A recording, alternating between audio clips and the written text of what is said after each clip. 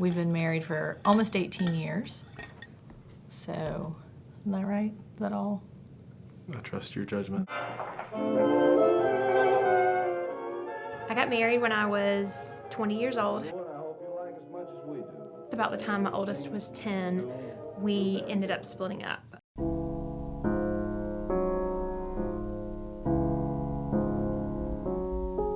We'll soon be married 40 years. This year, we'll be married 40. I didn't get married until I was 41 years old, not necessarily by choice. And was married for 22 years, and then, unfortunately, the marriage didn't work out, and I was divorced 12 years ago. I was really looking forward to having someone that I knew I would be with.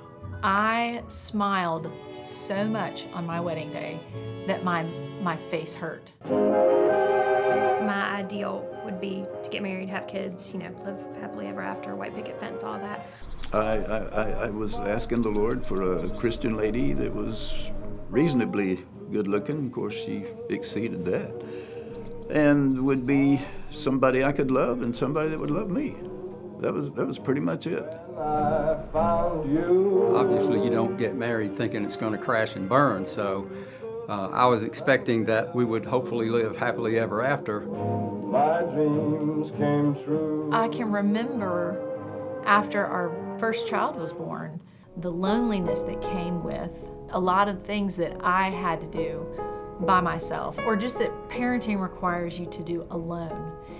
That was a surprise. There were days when I didn't know if we were going to make it. I didn't know how financially we were going to make it. We went through 3 years of hand to mouth. We didn't have any money. We had guests in the house. I had the last bowl of soup on the stove for us to eat when we got home from church. And we didn't know where our next money was coming from. Maybe the purpose of marriage is not to make you happy, but to make you holy. When I think of the sufficiency of Christ in that context, only Christ can make me what I need to be, and my husband can't. It's pretty clear, if you're honest with yourself, that your spouse cannot be everything that you need. When I did get divorced, it made me realize that my identity was in a lot of different things, but definitely not where it should have been. We are not entitled to anything. All we are and everything we have is only by the grace of God.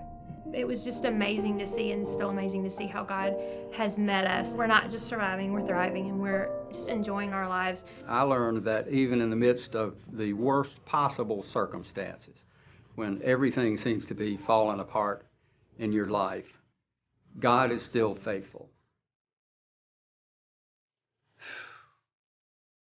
I still haven't become perfect. After all these years. Yes, it is possible to grow, yet we will never reach perfection in this life. Else, what's a heaven for? I learned that it's possible to have peace and rest in the midst of the worst possible circumstances. If I had to do it all over again, I would be much better equipped. As a matter of fact, I'm getting ready to do it all over again because God has brought into my life a wonderful person and we are engaged, and so I'm in the process of preparing for that. Eventually, you learn that life can be an adventure. You don't know what's going to happen tomorrow or next week, but God is in control. He loves me, and it's going to be ultimately good.